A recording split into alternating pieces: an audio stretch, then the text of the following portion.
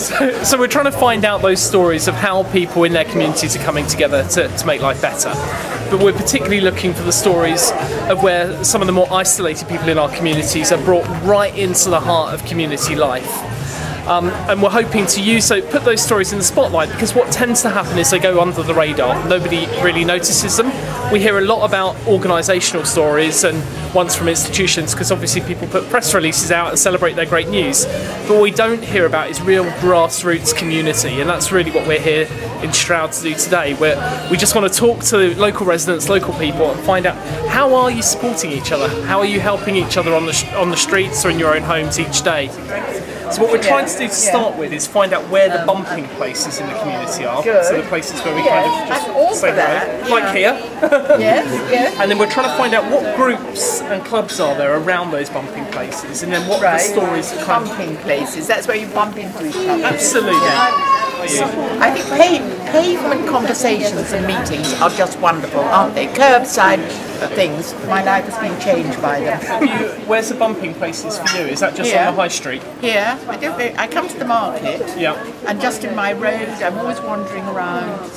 This particular bit, because is that because it's so narrow? Saturday mornings in Stroud, it's just such a buzzy, happening place, and it's just such a lovely atmosphere.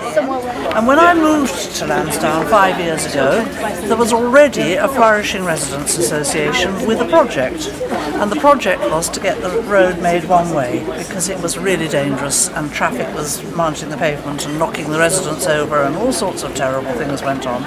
So we worked really hard and we achieved one way, which has transformed our lives, and as well we got residents parking. So that has been an absolute bonus for all of us. But we've had a lot of trouble with our drains, and one family kept getting sewage into their basement, and so we supported conversations about that and backed them up, and they've been moved out of their house for nearly a year now while they try to sort out the drains, and they are going to go on until they succeed.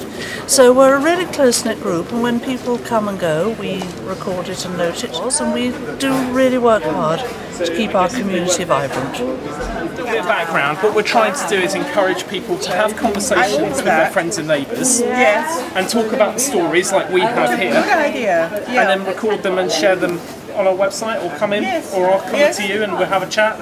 So we're trying to connect more communities together and try and create inclusive and hospitable communities where people with disabilities are included. Okay, well, I have a very good friend who worked for a charity for a while with supporting people with physical disabilities, actually.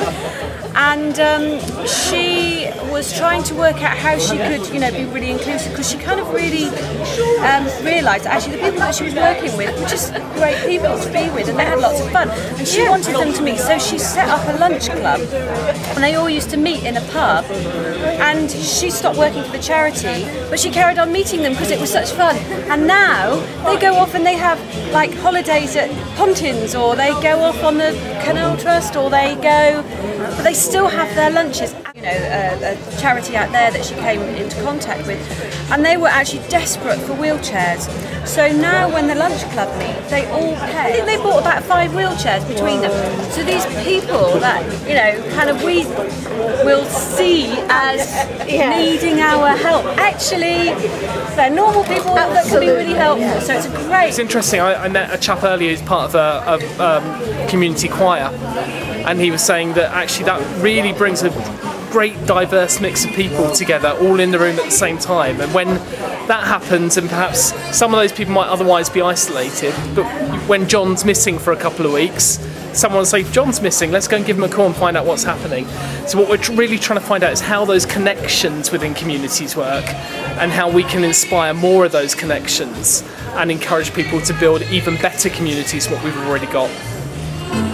Just as a communal that, we all borrow from each other, and we look after each other's houses when we're on holiday, all this kind of thing. If someone's sick, we can run about, we run people about, and all that kind of thing. So we can come look after each other. Those sorts of stories are great, actually, because that's right at the core of community life. It's when people don't know their neighbours, it starts to become issues. It's a little road, and we've lived there for many years, so